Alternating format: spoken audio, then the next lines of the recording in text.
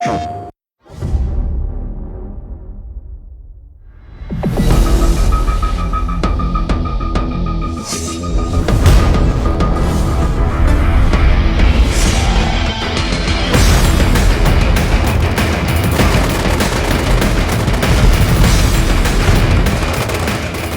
soon as I first started the project, and they were running 256 players on a console, I said, okay, this is it. That's just something that nobody else is going to be doing. I don't think they'll be doing for quite some time. And it really is on the sheer level of being able to pull that off on a rendering level, on a gameplay level. It's not just on the networking level. People have traditionally gone like 16, 32, 64. Past that, I mean, it's no man's land, and we're doing it at 30 frames. That's pretty huge. One of the critical things was that we actually optimized enough so that by the time you hit 256 people all starting to converge in and fight, that your frame rate stays up above 30 and then you have a nice smooth experience.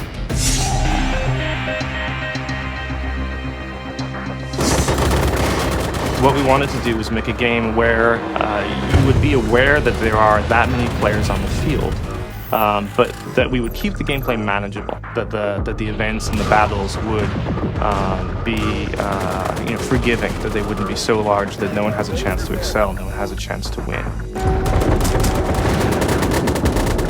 It's involved a lot of new learning experiences for us. We can't look out at other games and say, well, what did they do? We've had to set up a lot of our own practices for setting up levels and features and things like that. A lot of the things that we look to kind of in the conventions of a first-person shooter are still there and are still applicable to MAG. But there's a whole new litany of challenges that we've had to face. We definitely knew that people still have to feel empowered. Nobody wants to feel lost in a 256-player battle.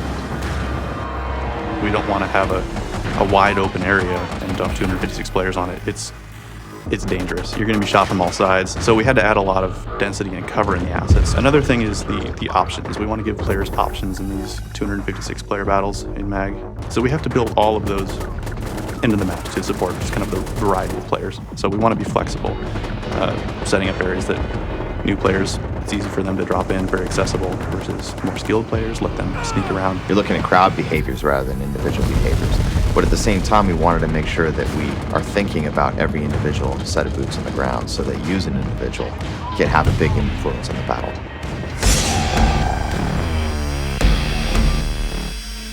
We've set up a lot of the missions to drop players in, find combat within the first couple seconds. It should never be a lack of something to do or shoot at.